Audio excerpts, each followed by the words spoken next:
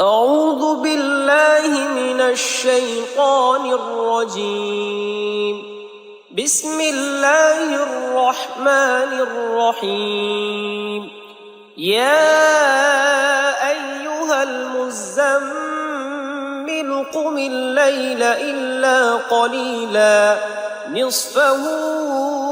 أو انقص منه قليلا أو زد عليه ورتل القرآن ترتيلا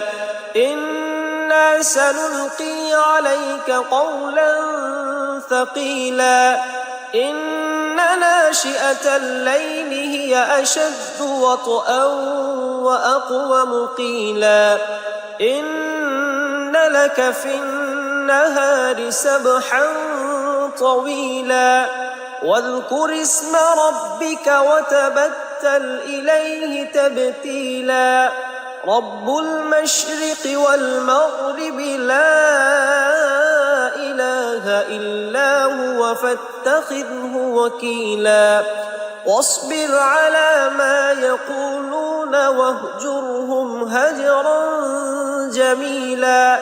وذرني والمكذبين أولي النعمة ومهلهم قليلا إن لدينا أنكالا وجحيما وطعاما ذا غصة وعذابا أليما يوم ترجف الأرض والجبال وكانت الجبال كثيبا مهيلا إنا أرسلنا إليكم رسولا شاهدا عليكم كما أرسلنا إلى فرعون رسولا فعصى فرعون الرسول فأخذناه أخذا وبيلا فكيف تتقون إن كفرتم يوما يجعل الولدان شيبا السماء منفطر به كان وعده مفعولا إن هذه تذكرة فمن شاء اتخذ إلى ربه سبيلا إن ربك يعلم أنك تقوم أدنى من ثلثي الليل ونصفه وثلثه وطائفة من الذين معك والله يقدر الليل والنهار علم أن لن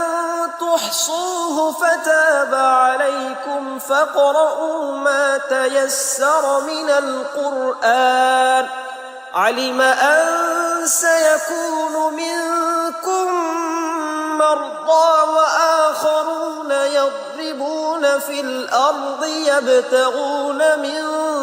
فضل الله وآخرون يقاتلون في سبيل الله فاقرؤوا ما تيسر منه وأقيموا الصلاة وآتوا الزكاة وأقرضوا الله قرضا حسنا وما تقدموا لأنفسكم من خير تجدوه عند الله هو خيرا وأعظم أجرا واستغفروا الله إن الله غفور رحيم.